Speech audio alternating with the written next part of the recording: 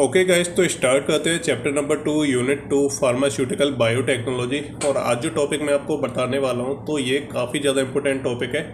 Exam में repeat mode पे पूछा जाता है। आप प्रीवियस ईयर के कोई भी क्वेश्चन पेपर उठा के देखो, रिकॉम्बिनेंट डीएनए टेक्नोलॉजी से रिलेटेड कोई ना कोई क्वेश्चन जरूर पूछा जाता है। तो आज इस टॉपिक को हम कवर करेंगे, इसलिए इसे इग्नोर बिल्कुल मत करना, जितना हो सके उतना अच्छे तरीके से समझना। हालांकि इसमें ऐसा कुछ नहीं है जो आपके समझ में नहीं आएगा, बहुत ही ईजी सारी चीज़ें हैं। बस इसके जो एप्लीकेशंस है वो आप ज़रूर याद कर लेना, क्योंकि एप्लीकेशन ज़्यादा से ज़्यादा पूछे जाते हैं इसके।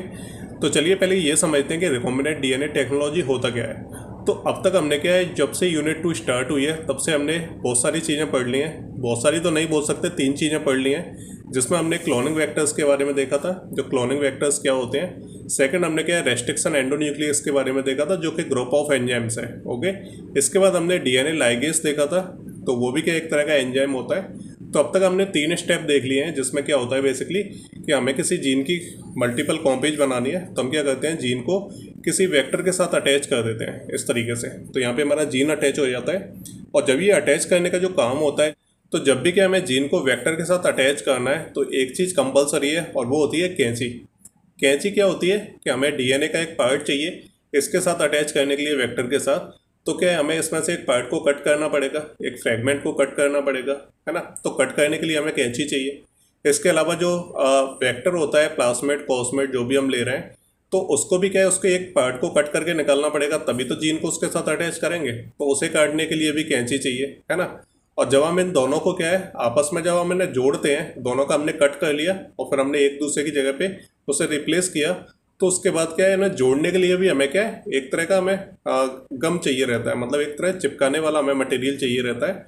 तो ये जो दो चीज़ें हैं ना, कट करने के लिए और चिपकाने के लिए, तो दोनों जगह पे हम एंजाइम्स का यूज करते हैं। कट करने के लिए यूज करते हैं रेस्ट्रिक्शन एंडोन्यूक्लियस, जो कि एक ग्रुप ऑफ एंजाइम्स है, उसमें काफ़ी सारे एंजाइम्स होते हैं। और चिपकाने के लिए हमें क्या है, डीएनए लाइगेज चाहिए रहता है। ठीक है, तो बहुत ही सिंपल सा फंडा था जो हमने पिछले लेक्चर्स में समझ लिया था। आज हम जो रिकॉम्बिनेंट डीएनए टेक्नोलॉजी के बारे में डिस्कस करेंगे, और ये इसमें सारी चीज़ें सेम है, कुछ भी इसमें अलग नहीं है, वही चीज़ें हम पढ़ने वाले हैं। अब जब क्या है, हम क्या है ये सारी चीज़ें कर देते हैं। हमने यहाँ पे डीएनए को अटैच किया, जब हमने क्या है जीन को इसके साथ अटैच कर दिया, ये हमारा क्या बन जाता है, एक रिकॉम्बिनेंट वेक्टर बन जाता है। या फिर हमने अगर मान लीजिए हमने वेक्टर की फॉर्म में अगर हमने किसी प्लास्मिड को लिया है, तो हमारा क्या बन जाएगा, ये बन जाएगा रिकॉम्बिनेंट प्लास्मिड। ओके, और जब क्या हम इसे प्लेस करेंगे किसी बैक्टीरियल सेल के अंदर इस तरीके से, तो फिर क्या इसकी मल्टीपल कॉपीज बनेंगी, है ना, बहुत सारे बन जाएंगे। यहाँ पे ये डीएनए होता है बैक्टीरिया का। ओके, तो जब इसकी मल्टीपल कॉपीज बनेंगी, मल्टीपल जीन्स जो है बन के फॉर्म हो जाएंगे, तो ये क्या होता है हमारा, ये होते हैं हमारे रिकॉम्बिनेंट डीएनए। ओके, तो यहाँ पे बेसिकली क्या है, रिकॉम्बिनेंट डीएनए टेक्नोलॉजी में रिकॉम्बिनेंट का मतलब होता है कि एक ऐसा डीएनए जो क्या है दो अलग अलग डीएनए मॉलिक्यूल्स से मिला के बनाया गया है, तो वो होता है हमारा रिकॉम्बिनेंट डीएनए। ओके, तो रिकॉम्बिनेंट का बेसिकली यही मतलब होता है कि एक ऐसा डीएनए जो क्या है दो अलग अलग डीएनए मॉलिक्यूल्स को मिला के बनाया गया है। तो बेसिकली हमने क्या है, अभी तक हम जो भी चीज़ें देख रहे हैं, तो उसमें हमने यही तो किया है, एक हमने डीएनए का फ्रेगमेंट किसी और का ले लिया, एक हमने कुछ और ले लिया, दोनों को आपस में कनेक्ट किया और एक नया डीएनए बना दिया। तो इस तरीके से यहाँ पे ये पूरा का पूरा रिकॉम्बिनेंट डीएनए टेक्नोलॉजी का कॉन्सेप्ट है। चलिए तो इसको कवर करते हैं जल्दी से। तो recombinant DNA technology involves creating hybrid DNA by combining DNA fragments from 2 different organism. तो हम क्या करते हैं, दो अलग अलग ऑर्गेनिज्म से हम क्या लेते हैं, अलग अलग डीएनए फ्रेगमेंट लेते हैं, और उन्हें क्या है आपस में कनेक्ट करके, हम क्या उन्हें आपस में कंबाइन करके कनेक्ट करके एक नया हाइब्रिड डीएनए बना देते हैं। इस चीज़ को हम बोलते हैं रिकॉम्बिनेंट डीएनए टेक्नोलॉजी। और ये जो टेक्नोलॉजी है, तो इसको जो है 1973 में पाउल वर्क और हर्बर्ट बॉयर और स्टैनली कोहेन, ये 3 साइंटिस्ट थे, तो तीनों के द्वारा इस टेक्निक को जो है डिस्कवर किया गया था 1973 में। इसके बाद क्या होता है कि जब हम क्या है दो अलग अलग डीएनए जो हमने अलग अलग ऑर्गेनिज्म से लिए हैं, जब उनके डीएनए फ्रेगमेंट्स को आपस में कनेक्ट कर देते हैं, तो इसके बाद जो हमें डीएनए मिलता है, जो हाइब्रिड डीएनए मिलता है, तो इसको हम बोलते हैं रिकॉम्बिनेंट डीएनए। तो जो हमने डीएनए फ्रेगमेंट को ऐड करके जो हमने नया डीएनए बनाया है, तो वो तो हमारा रहेगा रिकॉम्बिनेंट डीएनए, लेकिन जिस ऑर्गेनिज्म के अंदर उसे हमने जो प्लेस किया है, तो उसे हम बोलेंगे रिकॉम्बिनेंट। ओके, तो ये क्या है, कुछ बेसिक से टर्म्स हैं जो आपको याद रखने हैं। इसके अलावा हम बात करें कि ये जो प्रोसेस होती है रिकॉम्बिनेंट डीएनए टेक्नोलॉजी को, तो इसको हम जो अलग अलग नामों से जानते हैं, जैसे जीन मैनिपुलेशन हो गया, जेनेटिक इंजीनियरिंग हो गया, है ना, और रिकॉम्बिनेंट डीएनए टेक्नोलॉजी, तो अलग अलग नाम होते हैं इसके, लेकिन काम सभी का एक ही है। चलिए, तो ये तो हमने बेसिक इंट्रोडक्शन जान लिया। आप एक डायग्राम की मदद से समझते हैं इसे कि क्या होता है रिकॉम्बिनेंट डीएनए टेक्नोलॉजी। देखिए, तो सेम वही चीज़ हैं जो अब तक हम पढ़ते आ रहे हैं, मैंने आपको कई बार बता दिए यूनिट 2 जब से स्टार्ट हुई है।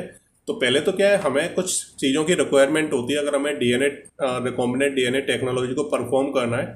तो सबसे पहले तो हमें एक डोनर डीएनए चाहिए रहता है ना। एक ऐसा डीएनए, मान लीजिए कोई डीएनए है तो उसका हमें कोई फीचर पसंद आ गया है ना, तो मान लीजिए उस डीएनए में कुछ स्पेशल फीचर है जो हमें चाहिए, हमें उसकी मल्टीपल कॉपीज चाहिए। तो इसके लिए हमें क्या एक डोनर डीएनए चाहिए जिसमें वो डिजायर्ड फीचर है। ओके, और फिर क्या है, हमें उसे जो है कॉपी करना है, उसकी मल्टीपल कॉपीज बनानी है। तो उसको हम अटैच भी तो करेंगे किसी चीज़ के साथ, तो हमें क्या एक प्लास्मिड डीएनए चाहिए जो क्या किसी इकोलाई बैक्टीरिया के अंदर से हम निकालते हैं, और ज़्यादातर बैक्टीरिया के अंदर प्लास्मिड डीएनए ही होता है। तो हमें क्या दो चीज़ें चाहिए स्टार्टिंग में, एक तो डोनर डीएनए, एक प्लास्मिड डीएनए। ओके, अब क्या रहता है, हमें दोनों को कट करना रहता है। अगर हमें इस डीएनए से किसी स्पेशल फीचर को चाहिए तो हमें क्या एक फ्रेगमेंट को कट करना पड़ेगा। ओके, तो हम क्या करते हैं, रेस्ट्रिक्शन एंडोन्यूक्लियस से एक फ्रेगमेंट को हम कट करते हैं और इस तरीके से हमें कट करने के बाद एक डीएनए फ्रेगमेंट मिल जाता है। इसी तरीके से हम प्लास्मिड डीएनए में भी हम क्या करेंगे, रेस्ट्रिक्शन एंडोन्यूक्लियस से कट लगाएंगे और इतना सा पार्ट इसका निकाल देंगे, है ना। और जहाँ से हमने इस पार्ट को निकाला है वो क्या है, रेस्ट्रिक्शन एंडोन्यूक्लियस साइट रहती है। ओके, जहाँ पे हम कट लगाते हैं।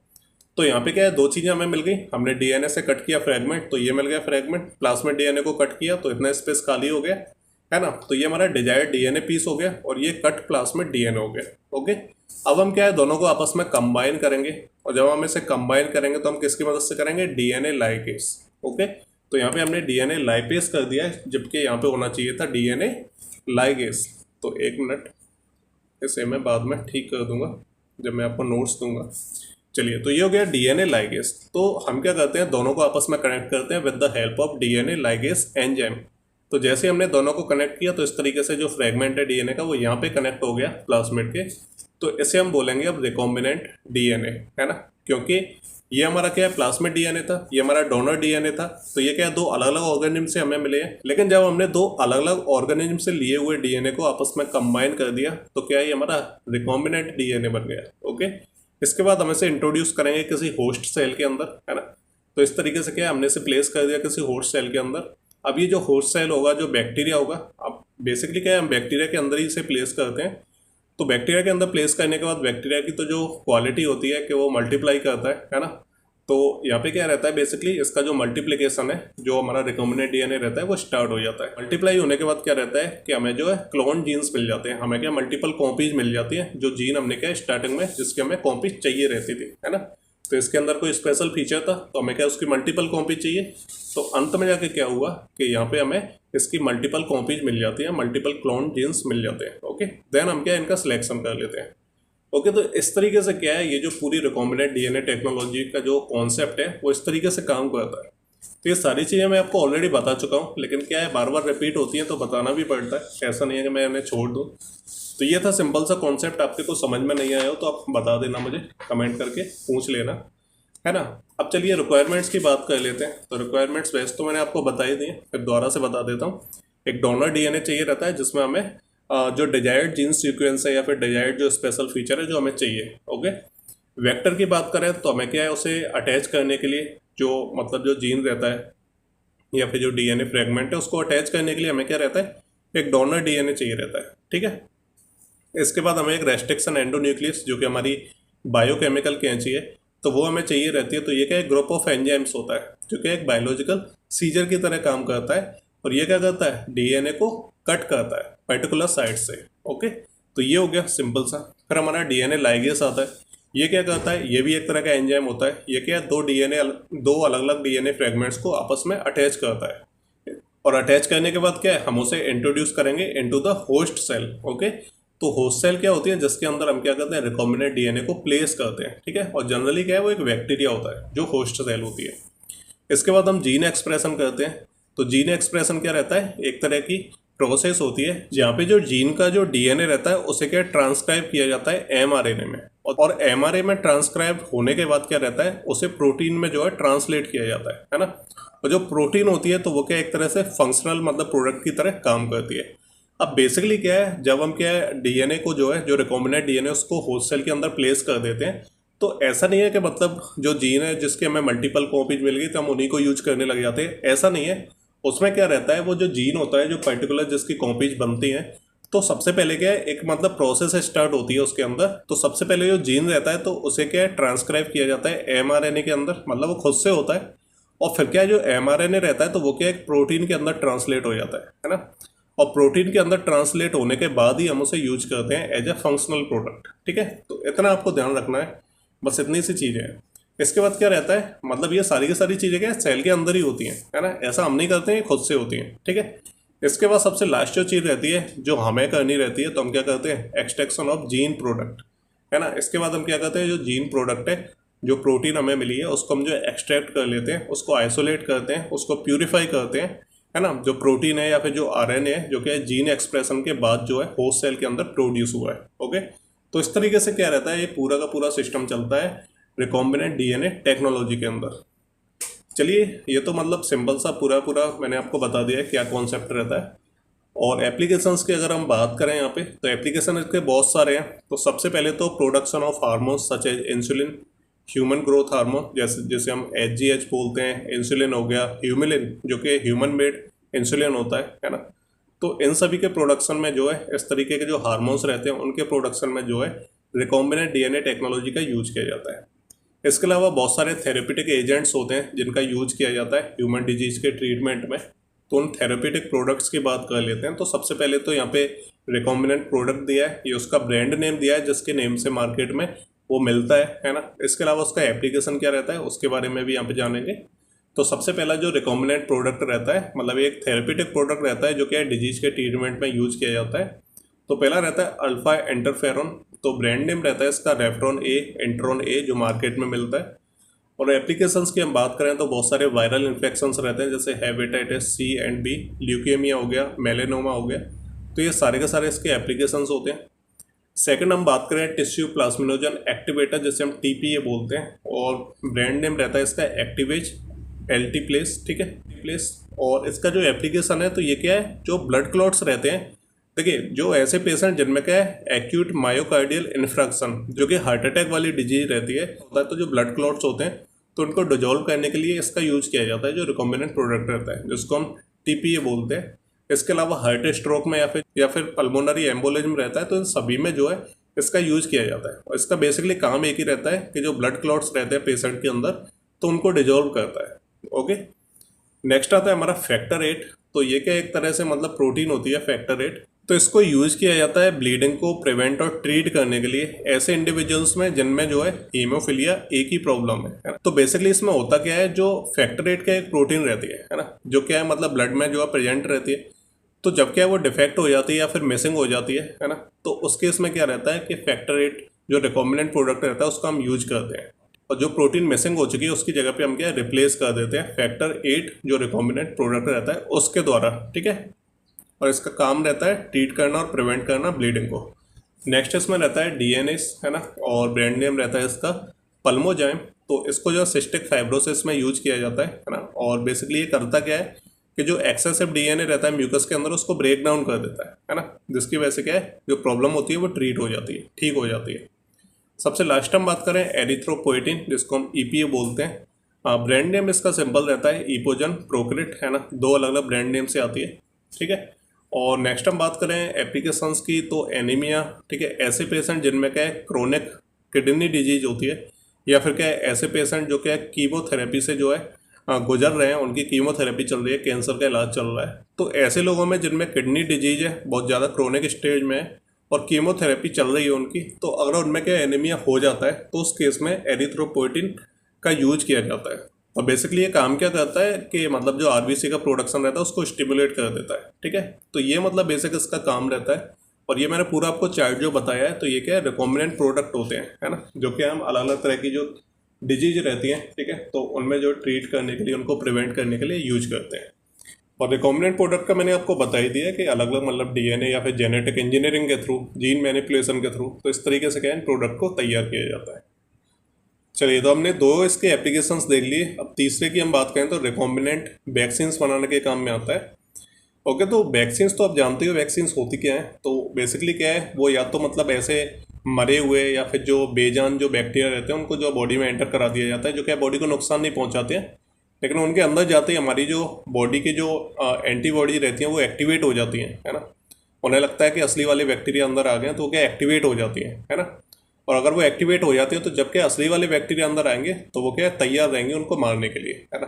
तो वैक्सीन बेसिकली क्या करती हैं कि हमारे इम्यून सिस्टम को जगा देती हैं एकदम से, ताकि वो क्या तैयार रहे किसी भी परेशानी से निपटने के लिए। ओके, तो ये चीज़ रहती है। तो बेसिकली क्या है, जो रिकॉम्बिनेंट वैक्सीन रहते हैं तो इनको 3 ग्रुप्स में डिवाइड किया जाता है ना। तो सबसे पहला रहता है सब यूनिट रिकॉम्बिनेंट वैक्सीन। तो ये जो वैक्सीन्स होती हैं इनको क्या है, पैथोजेनिक जो कंपोनेंट्स होते हैं, है ना, तो उनसे उन्हें तैयार किया जाता है। जैसे इसमें जो वैक्सीन्स बनाई जाती हैं तो जो पैथोजेंस रहते हैं ना, वायरस बैक्टीरिया रहते हैं, तो उनके क्या है उनके कुछ पार्ट्स ले लिए जाते हैं, उनके थ्रू क्या है उन वैक्सीन्स को तैयार किया जाता है। जैसे कि उनकी प्रोटीन्स होगी पैथोजेनिक, है ना, और जो पेप्टाइड्स हो गए या डीएनए हो गए, तो इन कंपोनेंट्स को लिया जाता है और इनकी मदद से जो वैक्सीन्स को बनाया जाता है। ओके, तो एग्जाम्पल है इसके हेपेटाइटिस बी की वैक्सीन होगी, बीसीजी वैक्सीन होगी, है ना, टीबी वैक्सीन होगी। तो इन्हें क्या है सब यूनिट रिकॉम्बिनेंट वैक्सीन बोलते हैं। सेकंड रहता है एट्यूनेटेड रिकॉम्बिनेंट वैक्सीन। तो इसमें क्या है, बेसिकली जो पैथोजेंस रहते हैं, बैक्टीरिया वायरस रहते हैं, तो इनको क्या है मॉडिफाई कर दिया जाता है, इन्हें क्या है जेनेटिकली मॉडिफाई कर दिया जाता है ना। और मॉडिफाई करने के बाद क्या इन्हें बॉडी के अंदर एंटर करा दिया जाता है। लेकिन ये क्या है एज अ वैक्सीन काम करते हैं, ठीक है। जब ये क्या है बॉडी के अंदर जाते हैं, अब ये क्या एट्यूनेटेड होते हैं, मतलब इनके अंदर जान तो होती नहीं है लेकिन जिंदा तो होते हैं, लेकिन कुछ नुकसान नहीं पहुंचा पाते क्योंकि हमने इन्हें मॉडिफाई कर दिया है। तो ये बॉडी के अंदर जाएंगे तो हमारा इम्यून सिस्टम क्या एंटीबॉडी बना के तैयार कर देगा, ठीक है। और जब क्या असली वाले बैक्टीरिया या वायरस अंदर जाता है तो वो क्या उसको ख़त्म कर देता है ना। जो एंटीबॉडी होती है वो उसको मार डालती हैं। तो इस तरीके से एट्यूनेटेड रिकॉम्बिनेंट वैक्सीन काम करती हैं। और बात करें एग्जाम्पल्स की तो कॉलेरा वैक्सीन होगी, सैल्मोनेला वैक्सीन होगी, है ना। तो ये कुछ इसके कुछ एग्जाम्पल्स हैं। फिर आता है हमारा वेक्टर रिकॉम्बिनेंट वैक्सीन। तो these are genetically modified viral vectors that can be used as vaccine against certain pathogens. तो इसमें क्या है वेक्टर्स जिनके बारे में मैंने आपको बताया है बहुत सारे। तो इसमें क्या है बेसिकली वेक्टर्स को जो है जेनेटिकली मॉडिफाई किया जाता है ना। वेक्टर्स तो हमने बात कर ही ली है, आगे जाके क्लोनिंग वेक्टर्स क्या होते हैं तो पहले हम बात कर चुके हैं इसके बारे में। तो इनको क्या है जेनेटिकली मॉडिफाई किया जाता है और इनको यूज किया जाता है एज अ वैक्सीन। और ये कुछ पैथोजेंस होते हैं सर्टेन टाइप के, तो उनको जो रोकने में, उनको किल करने में, है ना, तो ये क्या है मदद करते हैं। और एग्जांपल्स की हम बात करें तो बैक्टीरिया वायरस वैक्सीन होगी, जैसे कि काउ पॉक्स, है ना, और स्मॉल पॉक्स को ट्रीट करने के लिए, ठीक है। तो ये क्या है रिकॉम्बिनेंट वैक्सीन में भी हेल्प करता है, जो रिकॉम्बिनेंट डीएनए टेक्नोलॉजी होता है ना। इसके बाद इसका एक और मतलब यूज रहता है, एप्लीकेशन रहता है कि प्रोडक्शन ऑफ मोनोक्लोनल एंटीबॉडीज बनाने में भी इसका यूज किया जाता है। बेसिकली जो मोनोक्लोनल एंटीबॉडी रहती हैं तो ये क्या है डायग्नोसिस में हेल्प करती हैं। जैसे प्रेगनेंसी हो गई, कैंसर हो गया, हार्मोनल डिसऑर्डर हो गए, मायोकार्डियल इन्फेक्शन, है ना, डीप वेन थ्रोम्बोसिस। तो इस तरह के कुछ ऐसी डिजीज होती हैं जिनको क्या है डायग्नोस करने में मोनोक्लोनल एंटीबॉडीज हेल्प करती हैं। तो इनके प्रोडक्शन में भी क्या है रिकॉम्बिनेंट डीएनए टेक्नोलॉजी का यूज किया जाता है। इसके अलावा जैसे एड्स हो गया, ऑटोइम्यून डिजीज हो गई, कैंसर हो गए, तो इस तरह की डिजीज को ट्रीट करने में क्या है जो मोनोक्लोनल एंटीबॉडी रहती है तो वो हेल्प करती है ना। तो ये चीज़ होगी। इसके अलावा रिकॉम्बिनेंट डीएनए टेक्नोलॉजी का क्या है ट्यूबरक्लोसिस वगैरह को डायग्नोस करने में मतलब यूज किया जाता है ना। तो इतने सारे इसके एप्लीकेशंस होते हैं। तो आई होप आपको सारी चीज़ें समझ में आ गई होंगी। फिर भी अगर कुछ समझ में नहीं आया हो, बेसिकली क्या है इसमें एप्लीकेशंस का ज़्यादा बड़ा रोल है। रिकॉम्बिनेंट डीएनए टेक्नोलॉजी कोई ऐसा उसमें था नहीं कि जो आपके समझ में नहीं आया हो, लेकिन इसमें एप्लीकेशंस काफ़ी ज़्यादा है। तो एग्जाम में कभी कभार एप्लीकेशन से पूछ लिए जाते हैं, तो आप डायग्राम को याद रखना, है ना। और बाकी मैंने कई बार ये चीज़ें रिपीट कर दी हैं तो आपके दिमाग में थोड़ी छप गई होंगी। तो डायग्राम याद कर लेना, इन एप्लीकेशंस को याद कर लेना, सफिशिएंट है आपके लिए। और एग्जाम में जो पूछा जरूर जाता है, इसलिए इसे इग्नोर मत कर देना। तो चलिए, ये था आज का हमारा चैप्टर नंबर 2। अब नेक्स्ट वीडियो से स्टार्ट करेंगे चैप्टर नंबर 3। तो मिलते हैं अगले वीडियो में, तब तक के लिए goodbye and take care.